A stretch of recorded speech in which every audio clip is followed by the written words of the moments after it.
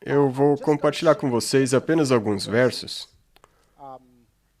para que nós possamos ver em Daniel 11, 23, para que vocês possam ter uma ideia de como esses versos se referem ao papado. Então, por exemplo, em Daniel 11, verso 23, diz assim: E depois do concerto com ele, usará de engano, e subirá e se tornará forte com pouca gente. E aqui vocês podem ver que o papado é descrito como fazendo um acordo, se tornando forte com poucas pessoas. Vocês sabem que os primeiros cristãos fizeram, nós podemos chamar de um acordo com um homem chamado Constantino. Foi aí que Roma e a igreja se uniram, certo? E basicamente eles fizeram uma parceria. Constantino elevou a igreja romana a uma posição que ela nunca havia tido antes. Então, por exemplo, em Daniel 11, 23, está falando desse acordo. E agora no verso 25. E suscitará a sua força e a sua coragem contra o rei do sul, com um grande exército, e o rei do sul se envolverá na guerra com um grande e muito poderoso exército, mas não subsistirá, porque maquinarão projetos contra ele. Eu não vou entrar em muito detalhe sobre isso aqui, mas o rei do norte é o título simbólico para o papado, daqui em diante. O rei do norte. O rei do sul, de acordo com Daniel 11, 25, o rei do sul é outro exército que batalha, que luta contra o papado. E nós sabemos que esse período aqui é a Idade das Trevas. Então, tudo que nós temos que nos perguntar é uma pergunta simples. Que exército poderoso batalhava com o papado durante a Idade das Trevas? Só tem um. É o Islã. E é exatamente isso que nós vemos sendo descrito nas 7 trombetas que nós falamos na noite passada.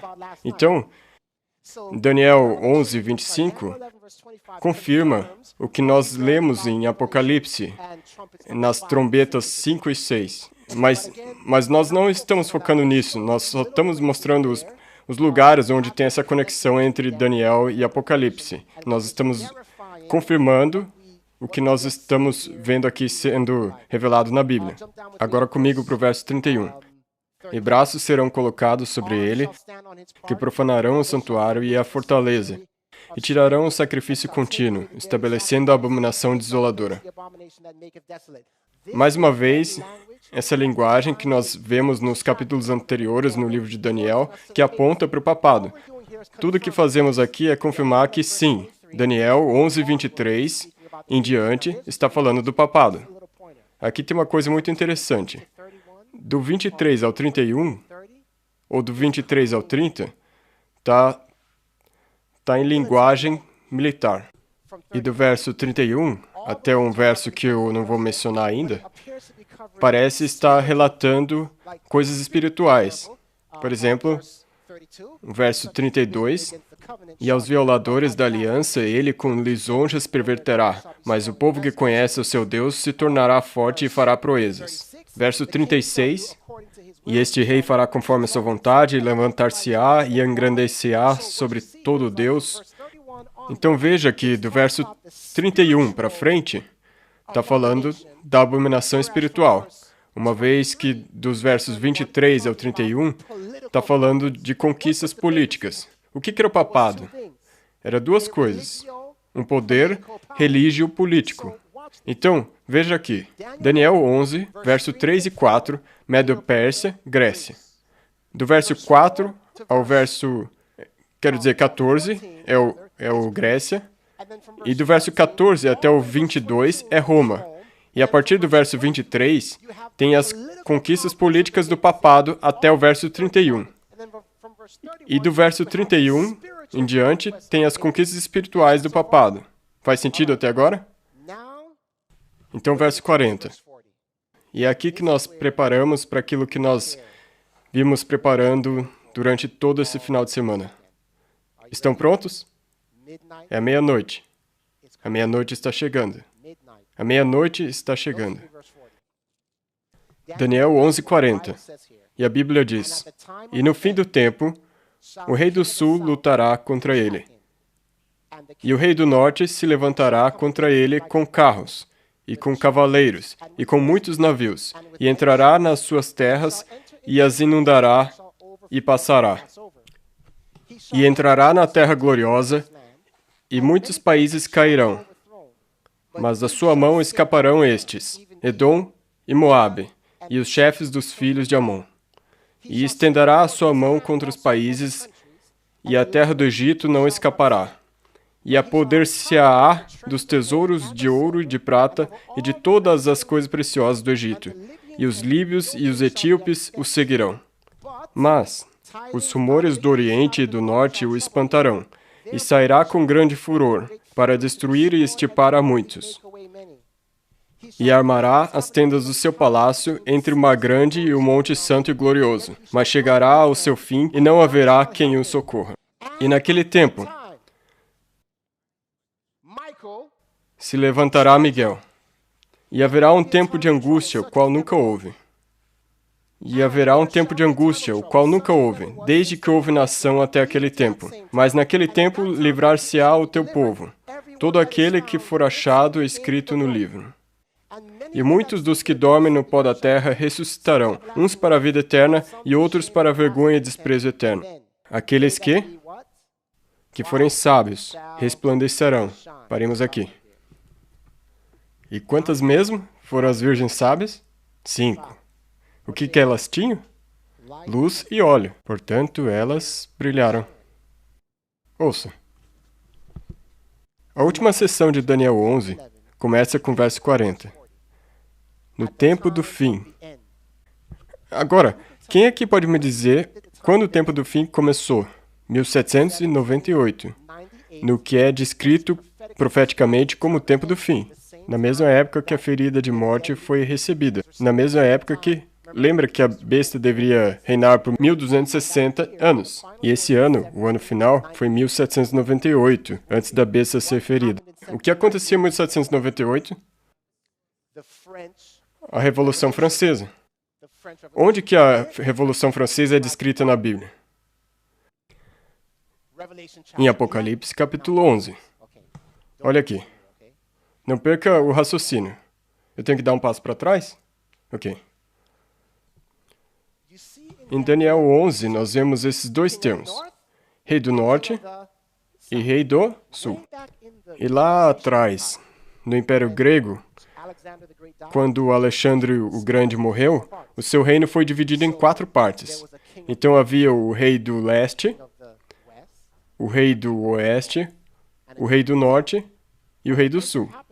O que acabou acontecendo é que o Rei do Norte e o Rei do Sul, eles acabaram consumindo os outros 2 reinos, que deixou existindo só um Rei do Norte e o Rei do Sul.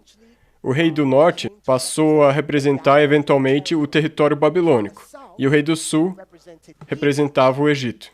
Então, à medida que nós vemos o Rei do Norte e o Reino do Sul se estendendo pelo tempo de Roma e depois até da época de Roma, esses 2 títulos passaram a significar simbolicamente Babilônia versus Egito. Agora, em Daniel 11:40 diz que no tempo do fim, o rei do sul, Egito, atacaria contra o rei do norte, que é a Babilônia. Agora olhem só, pessoal. Venha comigo até Apocalipse 11. Apocalipse 11, e guarde seu texto lá no Daniel 11. Apocalipse 11, eu quero que você perceba o seguinte. Apocalipse 11, leremos a partir do verso 1. A Bíblia diz, e foi-me dada uma cana semelhante a uma vara. E chegou o anjo e disse, levanta-te e mede o templo de Deus e o altar, e os que nele adoram. E deixe o átrio que está fora do templo, e não o meças, porque foi dado às nações, e pisarão a cidade santa por 42 meses. 42 meses. E quanto é isso? 1.260 dias. E numa profecia bíblica, um dia é igual a um ano. Então, o que a Bíblia está fazendo aqui?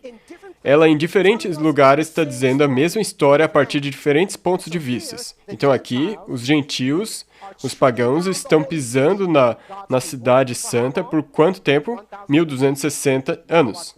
Veja aqui, verso 3. E eu darei poder às minhas duas testemunhas e profetizarão por 1.260 dias vestidas de saco. Que período de tempo é esse? 1.260 anos. A Bíblia diz que essas duas testemunhas profetizariam por esse período de tempo. Quem são essas duas testemunhas? E Jesus disse, examinai as Escrituras, porque elas fazem o quê? Testificam de mim. E o que uma testemunha faz? Testifica. Aqui não tem como ser pessoa. Como nós sabemos isso? Por causa do período de tempo. Duas pessoas não conseguem viver 1.260 anos. É simbólico. O que está falando aqui é que o Antigo e o Novo Testamento teriam que fazer sua obra sob ameaça de perseguição do papado. O que está sendo dito aqui é que todo mundo que fosse encontrado, descoberto com uma Bíblia, era perseguido, queimado na fogueira. Então, quando a Bíblia diz que essas duas testemunhas fariam sua obra em roupa de saco, é porque a Bíblia havia sido tornada ilegal. Agora, note aqui. Venha comigo para o verso 7. E quando acabarem o seu testemunho, em outras palavras, durante o fim do período de 1.260 anos, que seria por volta de 1798, e diz o seguinte, e a besta que sobe do abismo lhes fará guerra, e os vencerá, e os matará. E jazerão os seus corpos mortos na praça da grande cidade, que espiritualmente se chama Sodoma e Egito. Uma pausa aqui. Em Daniel 11, verso 40. No fim do tempo, 1798. Por volta dessa época, o rei do sul, Egito, se levanta contra o rei do norte, Babilônia. E adivinha o que acontece em Apocalipse capítulo 11? Um poder, denominado Egito, mata o Antigo e o Novo Testamento. Certo, aqui o que nós vamos fazer? Temos que procurar por um poder que estaria presente por volta de 1798, que procurou banir a Bíblia. Eu acho que você já entendeu onde eu quero chegar, certo? Que reino simboliza Sodoma, rebelião, e Egito, a negação de Deus? Que nação incorporou esses dois princípios? Foi a França. Foi durante a Revolução Francesa que a Bíblia foi tornada ilegal, por causa de tudo que o papado havia feito durante a Idade das Trevas. Eles se rebelaram contra a Bíblia, e eles baniram Deus. Como nós podemos descrever isso? Ateísmo. Isso é ateísmo. No tempo do fim, foi o ateísmo que fez a ferida de morte no papado, que é o rei do norte. E o rei do sul ainda está presente hoje? Sim ou não? Pense, se o Egito é o símbolo de ateísmo, falta de crença, eu não acredito em Deus, porque, sabe, a Revolução Francesa foi o berço de nascimento do ateísmo, em maior escala. O ateísmo já existia, mas foi somente na Revolução Francesa que toda uma nação disse, nós negamos a Deus. E por que eles fizeram isso? Por causa do exemplo que eles viram no papado durante a Idade das Trevas. Hipocrisia. Então eles disseram, se é assim que Deus é, então nós não queremos. Exatamente que nem hoje. E o ateísmo? Ainda presente hoje? Certo. Então o fato é que o rei do sul também está presente hoje em dia. Pergunta. Certo. Eu tenho que me esconder aqui em algum lugar. E se eu perguntasse, que partido político mais, assim, se associa, se relaciona, se conecta com o rei do sul? Nós não queremos saber muito de Deus. Nós achamos que devemos fazer aquilo que quisermos. Você entende o que eu estou dizendo? Que partido você acha que reflete mais o rei do sul? Ok, no fim do tempo, a propósito, olhem isso. Na Revolução Francesa, Dois termos políticos foram introduzidos. Estão prontos para ouvir? Aqui é o nome deles: a esquerda e a direita. Na Revolução Francesa, a esquerda representava aqueles que eram a favor do ateísmo, a favor da revolução e contra o rei e a igreja. A direita eram aqueles que sentavam ao lado direito do rei e eram a favor da igreja, a favor da religião. Então, esses termos, esquerda e direita, originaram-se na Revolução Francesa. Um simbolizava o rei do sul e o outro, o rei do norte. Então veja, a Bíblia diz, em Daniel 11:40, que no tempo do fim, que ano? Por volta de 1798, o rei do sul se levantaria em guerra contra o rei do norte e causaria uma ferida de morte no rei do norte. Mas, de acordo com Daniel 11, volte comigo para Daniel 11:40. Oh, cara, é aqui que vai ficar... Vamos ver... Vamos ver. Daniel 11, verso 40. Note aqui que diz: e no fim do tempo, o rei do sul lutará contra ele. Esse é o reino do norte. Certo? E o rei do sul está se levantando contra o rei do norte? Pense politicamente aqui.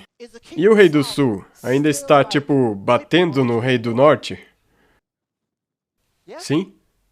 Agora, olha o que diz aqui. Mas... Verso 40. O rei do norte o atacará com a violência de um enorme furacão, com carros e cavaleiros de guerra, e mediante poderosa esquadra naval. E ele invadirá muitos dos países e passará por sobre eles como uma gigantesca inundação. Em outras palavras, algo aconteceu que coloca o rei do norte de volta no poder, de maneira que ele prevalece sobre o rei do sul.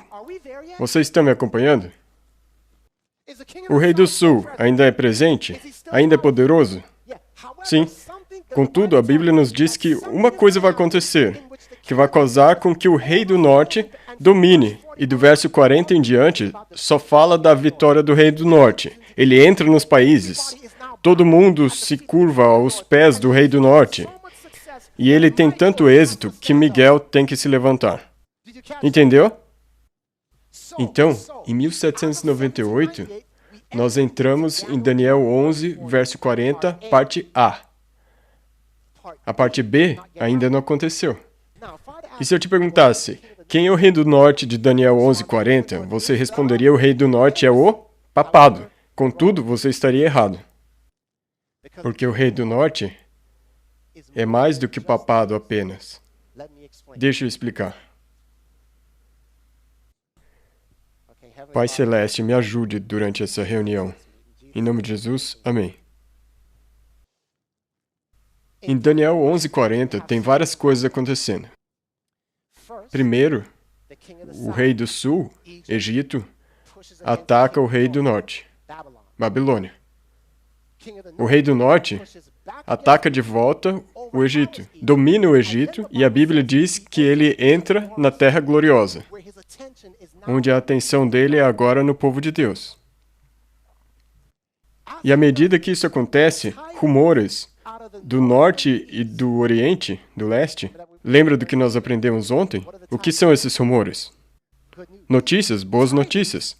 Rumores preocupam o rei do norte. Ele ouve algo que o faz decidir: ok, eu vou sair com grande furor para destruir muitos. É assim que diz em Daniel 11, 40 a 45. Enquanto ele sai para destruir muitos, ele monta suas tendas no mar, e depois nós vamos ver o que significa. E quando ele faz isso, Miguel então se levanta. Ok, chega, hora de levantar.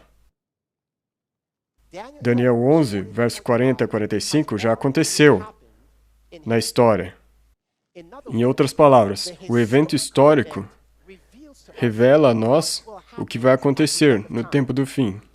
A Bíblia diz que Nabucodonosor, ela chama Nabucodonosor de Rei dos Reis do Norte. Isso é a Babilônia. Mas esse é um título muito estranho, porque quem nós sabemos que é o Rei dos Reis? Jesus, o Rei dos Reis. Mas Babilônia, Nabucodonosor, que era o rei da Babilônia, é chamado o Rei do Norte. Rei dos Reis. Um rei do Norte. Certo? Você sabia que Antes desse Nabucodonosor, rei do norte, voltar a sua atenção para Jerusalém, para ir lá capturar ela, para nos levar para o Daniel capítulo 1. E antes disso, aconteceu uma coisa muito interessante. O Egito foi a guerra contra a Babilônia. O Egito literal levantou uma campanha contra o rei da Babilônia. E a Babilônia ficou tipo, o quê? E eles atacaram de volta o Egito e derrotaram o Egito. Eu acho que foi a Batalha de Carquemes, no ano 606, 605 a.C. E foi depois que eles derrotaram o Egito, que eles voltaram suas atenções para Jerusalém. Vocês não estão entendendo. Vocês não entenderam, né? O rei literal da Babilônia. O rei do norte. O literal rei do norte. Ele era chamado de rei do norte. É atacado pelo Egito. E como resposta, ele volta ao Egito, derrota o Egito, e uma vez que ele derrotou o Egito, rei do sul, ele volta sua atenção para Jerusalém. E agora ele entra na Terra Gloriosa, e olha só, quando ele faz isso, Daniel, Sadraque, Mesaque e Abednego levam rumores até ele. Rumores que ele não gostou. E que mensagem eles trouxeram para ele? Eles pregaram a mensagem. Você teve um sonho, e nesse sonho, seu reino, Babilônia, caiu. Quer saber para quem ela caiu? Para quem a Babilônia caiu? Os Medos e Pérsias. A propósito, quantas nações eram essas? 2. Vocês sabem de onde os Medos e Pérsias vinham em relação à Babilônia? Eles eram do norte e do leste da Babilônia.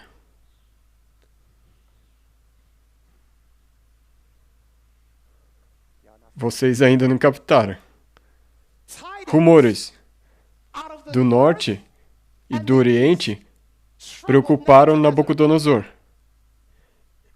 E quem veio do norte e do oriente? Os Medos eram do norte, os persas do oriente, e quem reinava sobre eles? Ciro.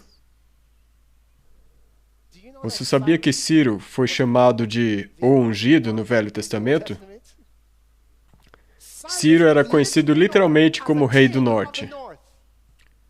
Então olha só, Nabucodonosor é o rei do norte, mas Ciro também é um rei do norte.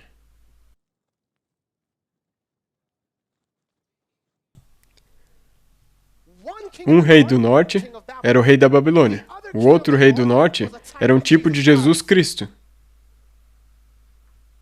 Então, o que a Bíblia está nos dizendo aqui em Daniel 11:40, a propósito, esse rei do norte fez um decreto de morte. Em Daniel 3, ele constrói uma estátua, planta os seus tabernáculos e faz um decreto de morte. Diz que todos aqueles que não se curvarem serão mortos. Em outras palavras, a história literal de Daniel capítulo 1, 2, 3, 4, 5 e 6 reflete a história simbólica de Daniel capítulo 11, verso 40 a 45. Então, a pergunta é, quem é o rei do norte em Daniel capítulo 11, verso 40? Vou te contar. Estão prontos para ouvir? Ouça. A Bíblia diz que o rei do norte vem como um furacão. Como um quê? Um furacão. Com carruagens e cavaleiros. Abramos a Bíblia em Ezequiel 26, verso 7. Guarde o seu lugar em Daniel 11. Ezequiel 26, verso 7. E a Bíblia diz assim: porque assim diz o Senhor Deus: eis que eu trarei sobre Tiro a Nabucodonosor, rei da Babilônia, um rei dos reis, do norte,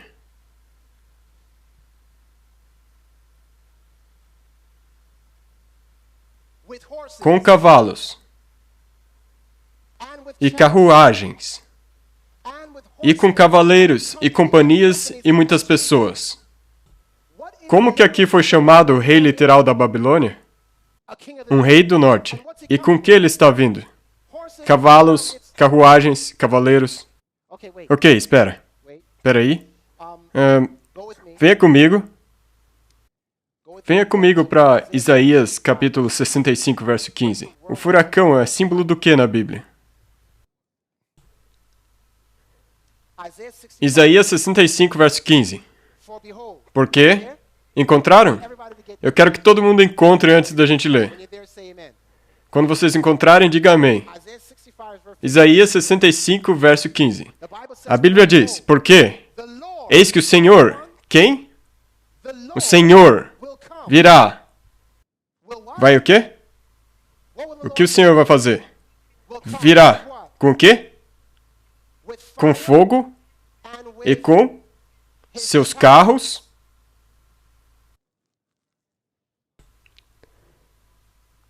Isaías 65, verso 15. Qual que é? 66, verso 15. Vocês que entenderam errado, eu disse 66, 15. E eu aqui pensando, eles estão boiando, não estão me respondendo. E vocês pensando, ele que está boiando. Isaías 66, verso 15. Vamos ler mais uma vez. Porque eis que o Senhor, o quê? Virá com fogo e com seus carros. Como um... Pausemos por um momento. Como que o Senhor virá? Com fogo e com quê? Com carruagens e como um... Tem uma pergunta para vocês. Em Daniel 11:40, quem é o rei do norte? Que tenta falsificar a volta de Jesus. Quem é ele? É Satanás, o próprio Satanás.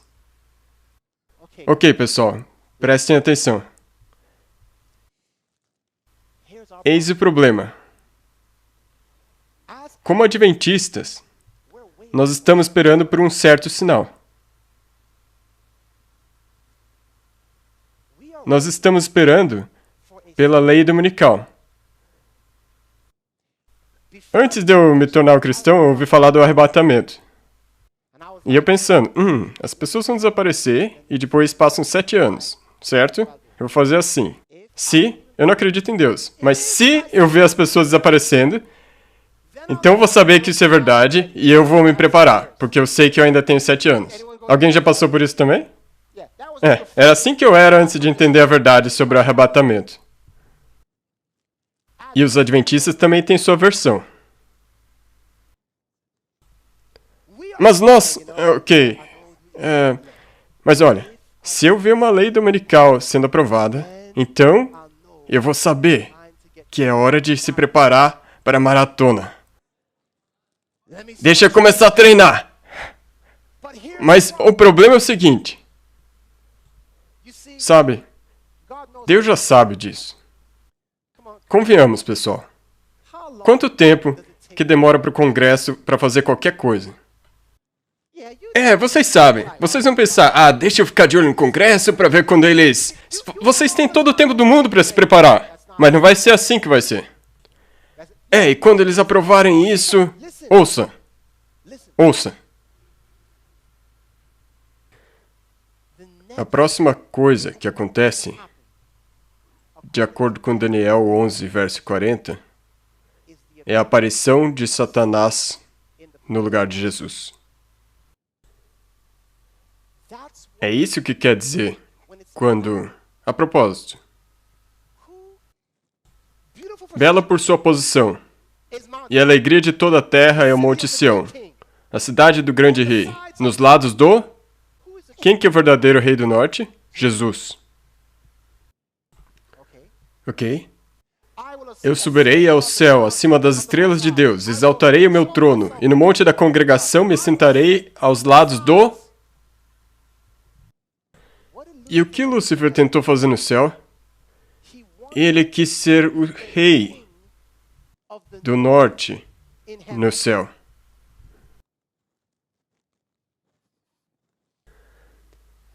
Então Deus está nos mostrando que quando Satanás aparecer como Jesus Cristo, e tentar assumir sobre si o título de Rei do Norte. Uma pergunta. Satanás, ele avisa quando vai vir?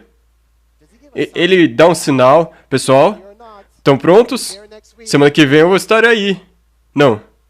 Você vai acordar um dia e, de repente, em todas as notícias, vão estar falando, Jesus está aqui. Agora. Agora. Você sabe que caráter toma tempo.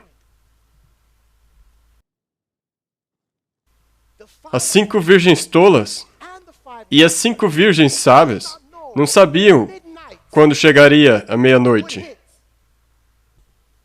E o que é meia-noite? É a hora mais escura da história da Terra.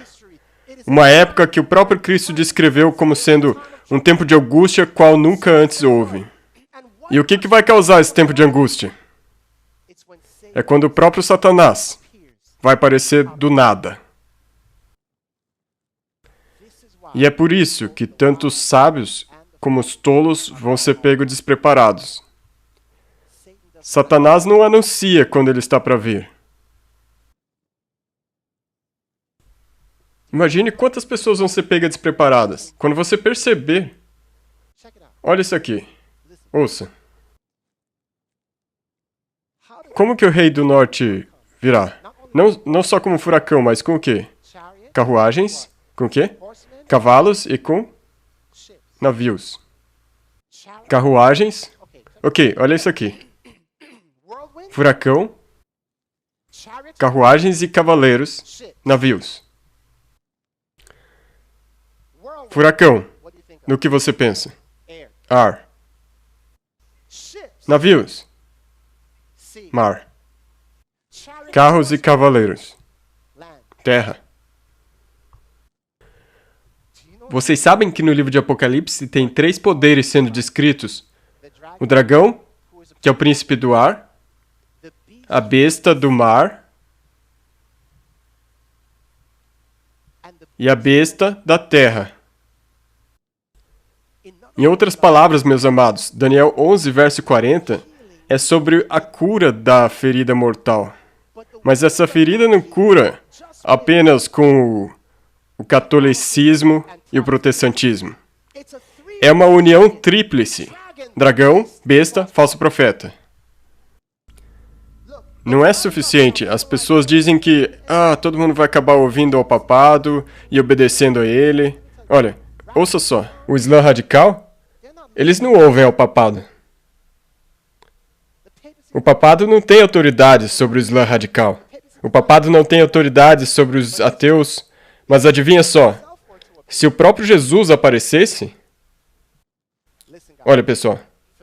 Para um ateu, ver é acreditar. Só existe um jeito. Literalmente, seria necessário um milagre para que um ateu se tornasse um cristão. Literalmente, precisaria de um milagre. Olha os meus olhos, pessoal. Literalmente, precisaria de um milagre. Um milagre. E esse milagre é a falsificação de Jesus Cristo. Em Apocalipse capítulo 16, ouça, em Apocalipse capítulo 16, a Bíblia diz, eu vi 3 espíritos imundos como rãs saírem da boca da besta, do dragão e da boca do falso profeta. Quantos poderes? 3. E é quando esses 3 poderes se unirem, no momento só 2 deles estão unidos. Certo? Mas o dragão, o próprio dragão ainda não veio. Mas quando ele vier, então esses espíritos imundos sairão para ajuntar todo o mundo. E é isso que fará com que todo o mundo se ajoelhe diante do Rei do Norte. E diz que esses 3 espíritos eram semelhantes a rãs. Então uma pergunta, por que menciona rãs? Ouça, pessoal, preste atenção. Olha só. As rãs foram mencionadas aonde? No Egito. Vocês lembram que Moisés trouxe rãs à terra? Mas o que os mágicos fizeram? Eles falsificaram esse milagre. Lembra? Antes eles haviam falsificado a água virando sangue, o cajado que virou a cobra, e as rãs foram o último milagre que eles conseguiram falsificar. Foi a última falsificação. Ah, vocês não estão entendendo. A Bíblia usa essas rãs como símbolo para nos dizer que essa será a última falsificação. Qual é a última falsificação? Quando o próprio Satanás vier como Jesus. Agora, deixa eu te fazer uma pergunta. Quando Jesus voltar, o que vai acontecer? Os mortos serão ressuscitados. Louvado seja Deus, amém? Certo. Satanás sabe disso. O que vocês acham que ele vai fazer quando aparecer? Ele vai vir sozinho? Não. Ele virá com um exército. Um exército de anjos. Anjos caídos. Se passando pelos nossos amados que já faleceram. Agora, todo mundo olha isso daqui. E bem agora vocês estão pensando, nós sabemos que quando Jesus voltar, seus pés não tocarão o solo. É isso que vai nos proteger. Nós sabemos disso. Sim, nós sabemos. Mas nós fomos informados que quando o próprio Satanás aparecer, essa aparição vai ser além do que tudo que nós já tenhamos visto. Eu quero que você imagine o seguinte. Demônios te dizendo o que vocês acreditavam estava errado. Olha, Jesus está aqui. Os mortos estão aqui. Que evidências mais vocês precisam para ver que este é o Messias? E deixa eu te dizer uma coisa. Se você duvida já agora do que você acredita, se você já está questionando, se você não está certo do que você acredita, se você não consegue correr com os homens a pé, o que você vai então fazer quando o Rei do Norte vier com as carruagens e os cavaleiros? Quando os entes queridos mortos te aparecerem e dizerem: filho, filha, vocês entenderam errado. Esses pastores, o que eles diziam, eles entenderam errado. Olhem ao redor, vejam as evidências. Ouçam, quantos de vocês acham que João Batista, quer dizer, o João do Apocalipse, era íntimo de Jesus? Ele era, certo? Ah, cara, se eu pudesse ser como qualquer um, além de Jesus, eu seria que nem o João do Apocalipse. Deus deu a revelação a ele. Olha só, pessoal. João, o revelador, João do Apocalipse. O João, o revelador. Ele estava em visão. E Deus mostrou para ele todas essas coisas. Então João, os olhos dele bateram no anjo. E o anjo era tão deslumbrante que João, o revelador, vendo esse anjo, João, o revelador, que sabem que anjos não se devem reverenciar. João, esse mesmo João. E o anjo: João, o que você está fazendo? Não faças isso. Eu sou um anjo, sou conservo teu e de teus irmãos. João, com seus olhos vendo essa glória, foi tentado a se prostrar perante um anjo. E você aí achando que, os pés dele não tocaram o chão, vai te salvar. E se você acha que João aprendeu a lição, 2 capítulos depois ele vai fazendo isso de novo. Amados, o que eu estou dizendo é que se você não estiver totalmente preparado, se você não souber por que você acredita no que você acredita, sabe, amados, é isso que é meia-noite. Por isso que vai ser uma surpresa tão irresistível, porque ninguém está esperando por isso. Ouça. Olha só isso. Quando Satanás vier, adivinha o que o mundo cristão vai estar esperando que ele faça? Eles estão esperando que ele, Jesus, traga paz e que estabeleça os seus palácios em Jerusalém. Então temos que nos assegurar que, como nação, nós protejamos Jerusalém. Para que quando Jesus volte, ele possa governar a partir de Jerusalém. E essa conversa da direita é religiosa. Rei do Norte. Então o negócio é o seguinte, eles esperam que Cristo estabeleça o milênio. Eles acreditam que o milênio será aqui na Terra. Então quando esse Cristo chegar e disser, ei, estou aqui, é hora de estabelecer o milênio de paz. Em Apocalipse 20, verso 4, que fala sobre o milênio, diz que Cristo vai conceder aos seus santos o poder de julgar. Aqui, eu vou deixar que vocês julguem os ímpios. Então, quando Satanás se manifestar como Cristo, o que ele vai fazer? Ele vai conceder o poder de julgar aos santos, entre aspas. Para julgar os ímpios. A questão é, quem são os justos e quem são os ímpios? E adivinhe quem serão considerados os ímpios? Aqueles que guardam os mandamentos de Deus e têm o testemunho de Jesus. Vai parecer, olha só. Número 1. É Jesus realmente? Os pés dele tocaram o solo. Os mortos parecem que foram ressuscitados. E eles estão me dizendo que eu sou o ímpio. E eu que estou errado, a propósito. E no milênio, Isaías 65 ou 66, diz que de uma lua nova até outra e de um sábado até outro, virá toda a carne a adorar perante mim. De um sábado até o outro. Toda a carne deve vir diante de mim e adorar. Esse será o sinal especial do meu povo. Meu povo vai guardar o primeiro... Meu povo vai guardar aquele que eu dediquei como o dia de descanso. O sinal que eles são o meu povo, eles vão receber esse sinal como uma marca que eu ponho neles, para identificar que eles são o meu povo. E os ímpios serão aqueles que se recusam a guardar os meus mandamentos. Ah, pessoal. Pense numa batalha psicológica. Se você não estiver completamente seguro no que você acredita, olha, se você acha que você vai conseguir se preparar um dia antes da maratona chegar,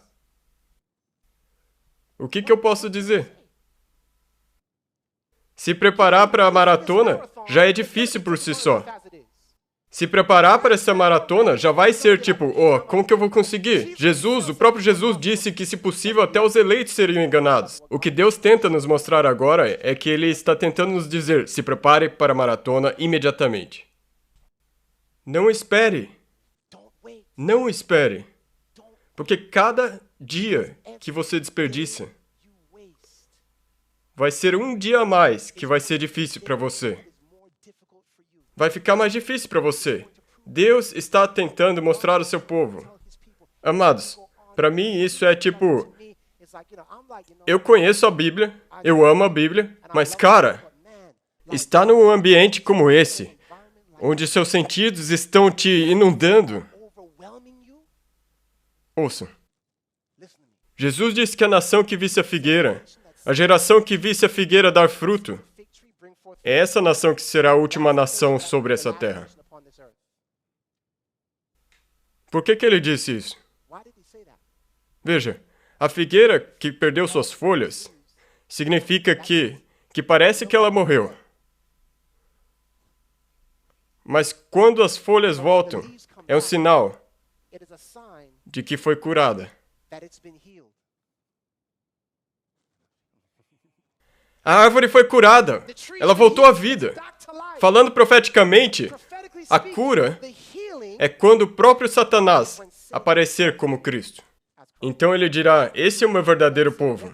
E todos aqueles que desconsideraram o que eles dizem, a propósito.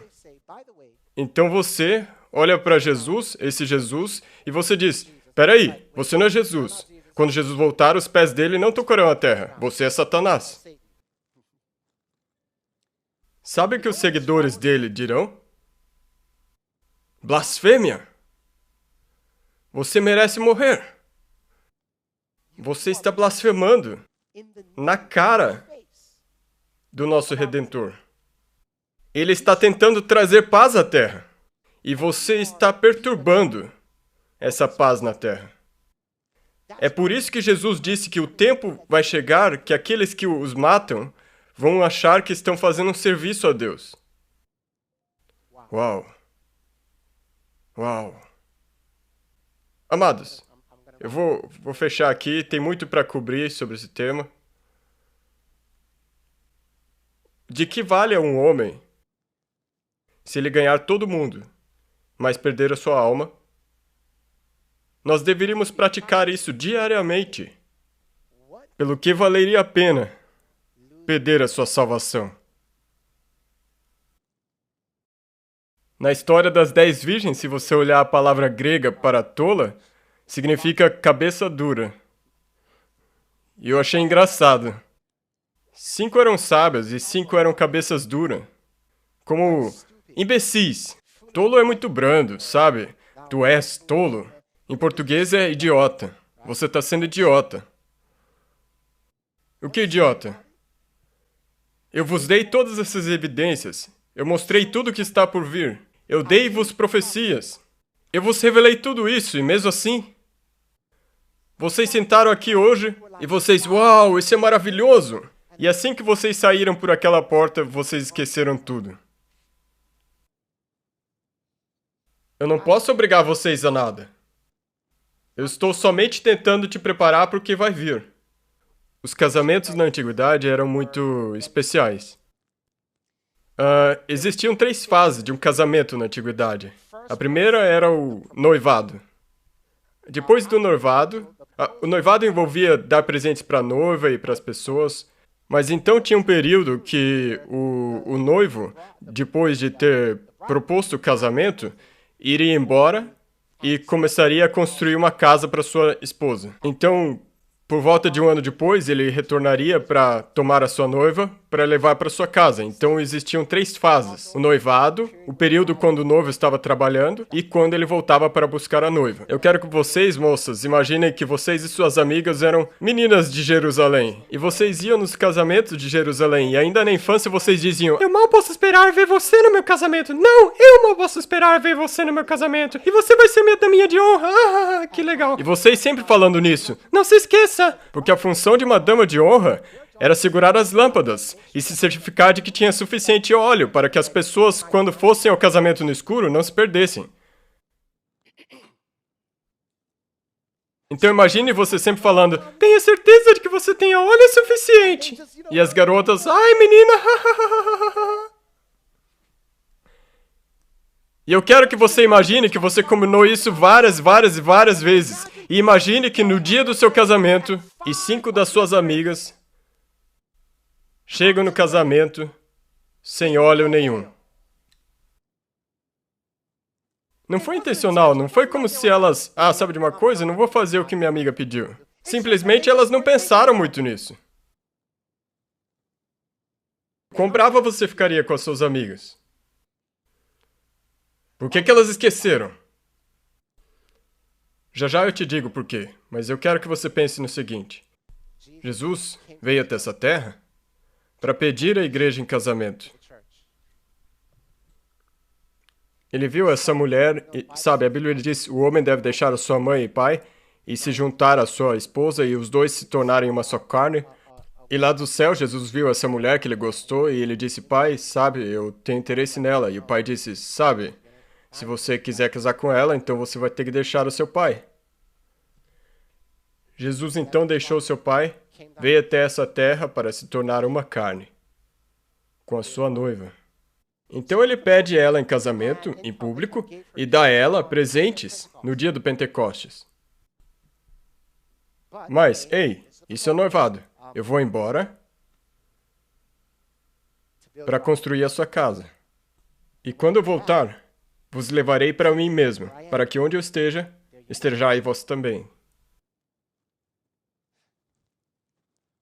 Para essas 5 damas de honra, isso se tornou um ruído branco para elas. Vocês sabem o que é um ruído branco? Eu tenho parentes que moravam perto do aeroporto Kennedy. E eu me lembro a primeira vez que eu fui à casa da minha tia Faye, e eu lembro que eu ouvi como se fosse um trovão em cima de mim. Que negócio é esse? Era um avião passando em cima. Como se a minha cabeça fosse explodir ou qualquer coisa do tipo. Pense num barulho. Depois de algumas semanas, alguns meses, alguns anos, se tornou ruído branco. Você nem ouve mais. Ele desaparece. E é isso que Satanás tenta fazer com o Evangelho. Nós ouvimos o Evangelho e no primeiro momento nós... Uau! O quê? Nossa! Lembra quando você ouviu pela primeira vez e pensou, o quê? Mas então semanas se passaram, meses, anos, e começa a se tornar como ruído branco. Foi isso que aconteceu com essas 5 virgens tolas. Simplesmente esmaeceu. Vamos lá, pensemos juntos. Quantos de nós sentamos aqui durante o culto e nos convencemos e pensamos, cara, é isso. Vou recomeçar a minha vida. Apenas para depois virar ruído branco. Vez após vez. Então, Jesus está voltando. Miguel se levantará. E ele virá para libertar o seu povo. E ele virá para a sua noiva. Seu povo será salvo. Ele protegerá a sua noiva. Mas, amados, a menos que nós tenhamos fé, a menos que nós percebamos as evidências, a menos que nós percebamos que nós somos as evidências, a menos que nós nos agarremos em Jesus Cristo, deixa eu te falar, quando esse tempo chegar, você vai entender porque Jesus disse e haverá um tempo de angústia qual nunca houve. Nós podemos passar por isso ou nós podemos escolher desistir agora. Espero que a sua escolha hoje à noite seja a seguinte: Senhor, me ajude a estar pronto. Nós não sabemos o dia, nem a hora.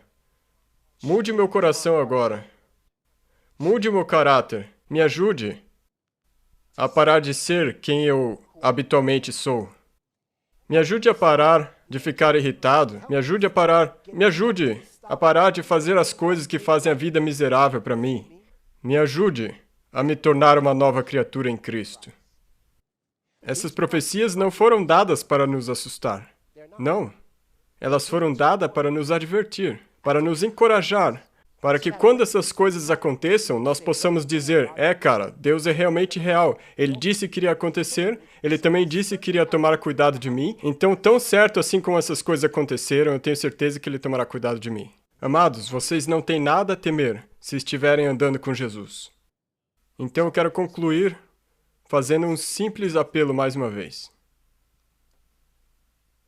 Senhor, não mais ruído branco. É isso que eu peço hoje. É isso que eu peço para vocês decidirem hoje. Chega de ruído branco. Chega de entrar numa orelha e sair pela outra. Chega de... Não, Senhor, me ajude a levar a Tua palavra a sério. Me ajude a orientar minha vida ao redor da Tua palavra. Me ajude com que a palavra de Deus seja a coisa mais importante a mim e para a minha família. Se esse é o seu desejo, levante e nós vamos fechar com uma oração. Pai Celeste, eu quero te agradecer mais uma vez por ter falado a nós. Eu quero te agradecer, Senhor, por ter nos mostrado o que virá. Pai Celeste, prepara-nos para o engano avassalador que ocorrerá nesse mundo. Nos lembre que você nos advertiu dessas coisas antes que elas acontecessem. Nos lembre que tudo que tu tens dito até hoje aconteceu. Senhor, ajuda-nos a não sermos tolos. Ajuda-nos a sermos sábios. Perdoa, Senhor, nossos pecados. Perdoa, Senhor, por não termos óleo nos nossos vasos. Por favor, Senhor, nos redima e nos salve para o teu reino. Em nome de Jesus oramos. Amém.